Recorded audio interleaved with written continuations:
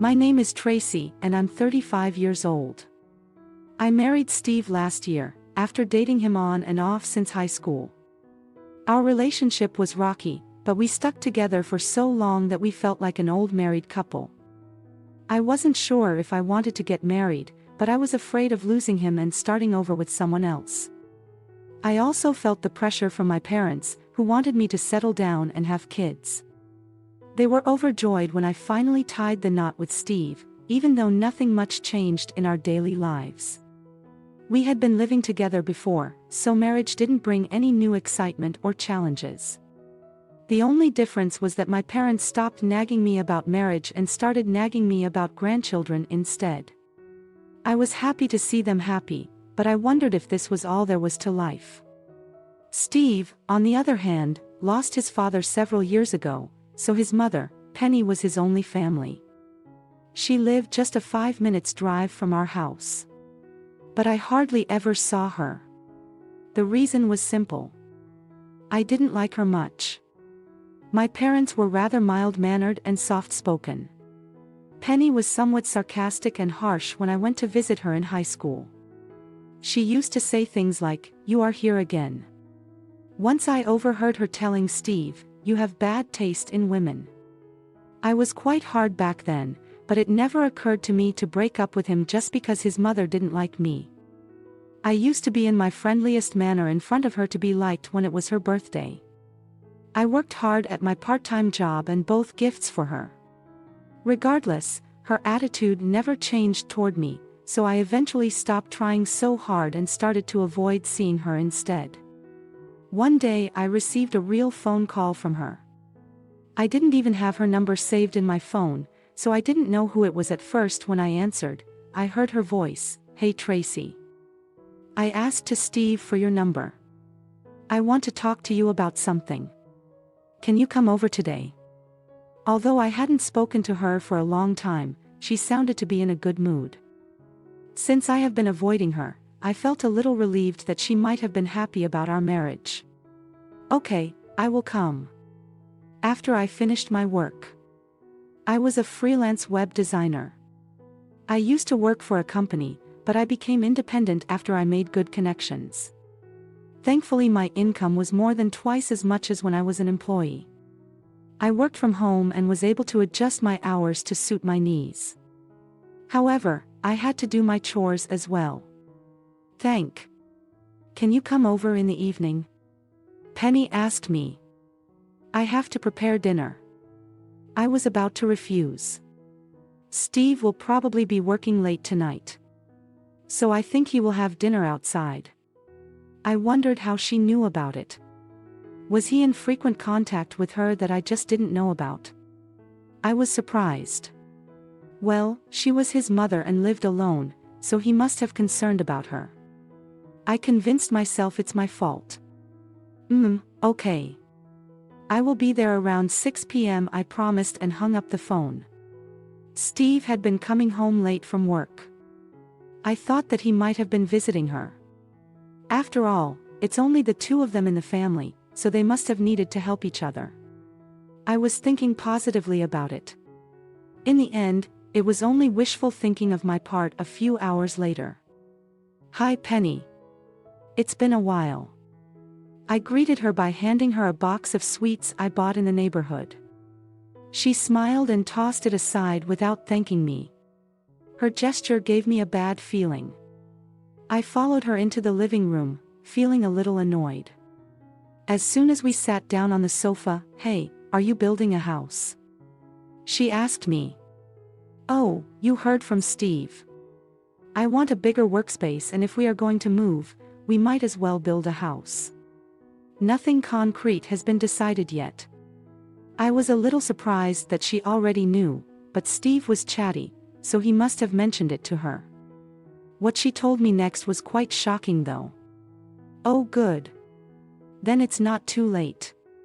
Can you make her room for me too? I'm getting older, you know, I feel lonely living alone." That's a bit sudden. It was totally out of the blue. I couldn't immediately give her an answer.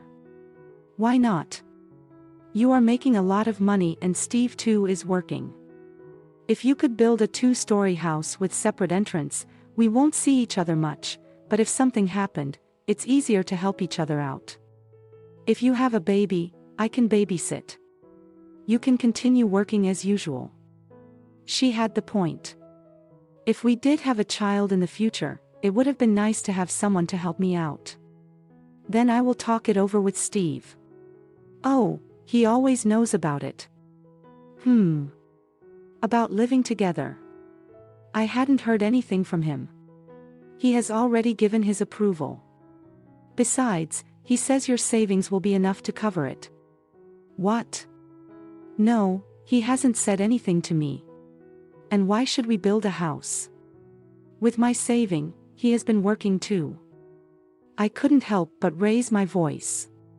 I was flabbergasted by the unexpected turn of events and wondered how it came to be that way because he hasn't been able to hold down a job for very long and hasn't saved a lot of money.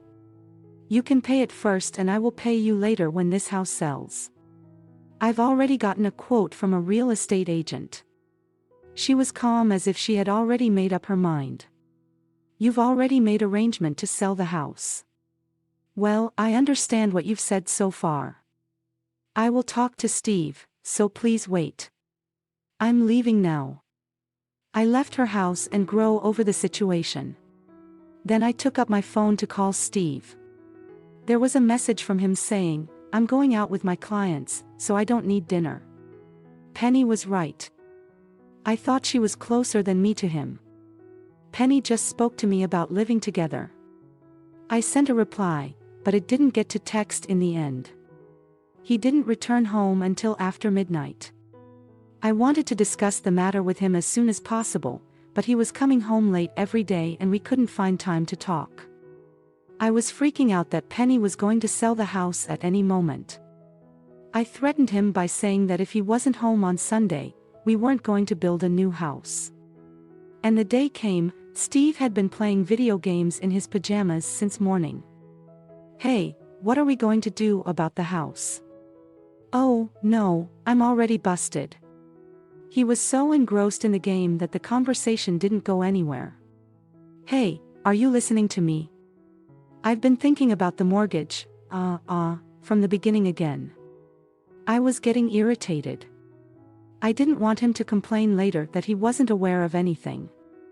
So I recorded the audio while I explained about the mortgage. So that's the type of mortgage we are going to get. Don't complain about it later. Okay. What the hell is this stupid game? Let's play a different one. I was beginning to wonder if our marriage was a good idea. At that moment, Steve's cell phone got a notification ring. I'm going to step out for a bit. He got dressed and without, I didn't think anything of it other than he was so carefree, but I should have suspected him at that point. I contemplated the house a lot and agreed with what Penny said.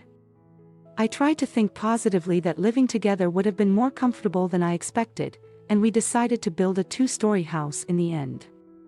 In any case, I was very happy to have a new home of my own. The exterior was completed and then the interior was done. The dream home was steadily becoming a reality. Steve left everything to me saying he had no idea and was too busy. When I needed a signature from the head of household, he signed quickly as directly without even trying to read the contents. Although I was annoyed by his annoyance, he left me alone to do whatever and however I wanted. From the start of construction to the completion, everything went smoothly as I had imagined. Finally, the day of the handover arrived. On that day, Steve and Penny went to the real estate agency to get the new case. I had to work, so I headed straight there after meeting with a client. When I arrived, they were already waiting in the front. Whoa! It's finally done. Our own home. My ideal house. Amazing. I'm so happy. I ran up to them in excitement. It's true. It's a big, beautiful house. It's magnificent. I don't know how to thank you. Thank you for everything until now. Tracy Penny, happily mentioned until now. Do you mean the procedures? It was a lot of stress, But when I saw this house, all that was blown away. I explained, well, I'm sorry, but can you also blow away with the feelings? Excuse me. I just stood there not understanding what he meant. Hello? A woman came out of the car. She is the daughter of the prison of my work. I want to marry her. Please divorce me. He said it like he was just canceling a date with me. I was at a loss for words when Penny spoke. So that's that you are nothing compared to the boss's daughter. He's going to get a promotion in the company, so you should understand and back off. Oh, but the mortgage on the house is in your name. Right? I would thank you for that. No way. You are kidding. So you knew it too, Penny. You two were in on it together. That's terrible. You've been home late. Was it because you were seeing this woman? How dare you? I was so confused by what was going on that I just blurted out whatever came to mind. The woman was outrageous too. It is what it is. I'm sorry. How could she take someone's husband and act nonchalantly? I thought someone would tell me it was a joke, but no one did.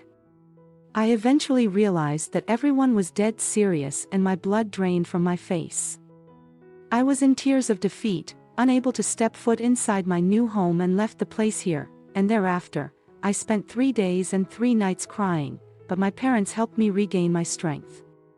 I eventually went back to work and kept myself busy tackling the work that had piled up. Fortunately, I didn't have time to ponder about the calamity. But when it popped even a second into my mind, I felt great distress. I wasn't just going to cry myself to sleep.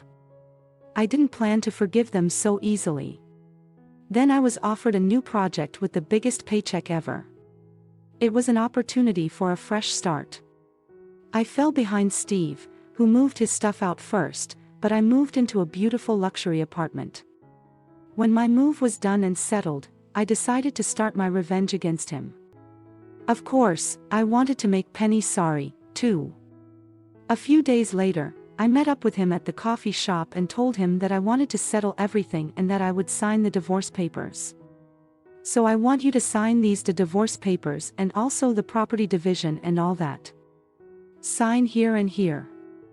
He signed as he was told, without checking anything when he was done. Thank you. Please take care of the rest of the loan. I truthfully mentioned, what are you talking about? The mortgage on that house is in your name, right? He's smart. Don't you remember this? I played the recording of me suggesting to get a joint loan. While he was playing a game, what's this? I don't remember it. What's a joint loan? Even if he didn't remember, it was clearly on the recording. Besides, you signed the papers yourself. A joint loan is an agreement between a husband and a wife that they will pay the mortgage together. The documents that he signed without reading them also contain an application for the loan. Am I supposed to pay for half of the loan? That's impossible. I couldn't stand his attitude to still try to escape after all he had done. I'm sorry to hear that. You signed the papers just now, didn't you? After what happened? I consulted with the bank I bought from and my lawyer. We consolidated the loan into one in your name. Since you will continue to live in the house, you are going to have to pay for everything. What are you talking about? You can't do. I could do it. My parents were out of the world furious. You know, my father was a banker, right? His ex-subordinates hold high positions. Now, one of them took care of the loan stuff for me. He was the one who advised me on the joint loan, so I told him everything that had happened and he told me how to transfer the mortgage to you. Steve's face grew paler by the second. Wait, you didn't actually. I tried living with the boss's daughter. But things didn't work out. She is back at her parents' house right now. The president is angry with me. He said he was going to cancel my promotion. I'm not getting a raise, and if we don't reconcile, I won't be able to stay at the company. I could care less. I was betrayed by him in front of me, a guy I had been with for years. Suck it up. You will get the loan documents in the mail later. You can take care of the rest. It's none of my business now, honey. Don't say that. Help me. He started crying in the cafe and people around him were staring at him. He was about to say something, but I didn't want to hear anything else. I hoped he would be punished for treating me like a cash machine. After I walked a few steps away from the table, I realized that I forgot to leave money for the coffee and went back. It's just a coffee. I repay for it.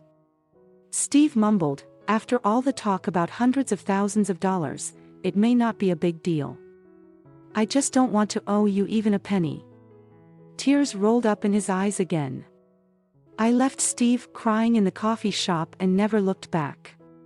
He had cheated on me with Penny, his co-worker, and now they were stuck with a huge debt. They had to sell the house we bought together and move into a tiny apartment. Penny worked as a cleaner and Steve was jobless. He had quit his job at the real estate company, where he had met Penny.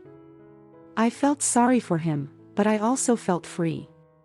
I focused on my career as a web designer and got more opportunities to work with big clients.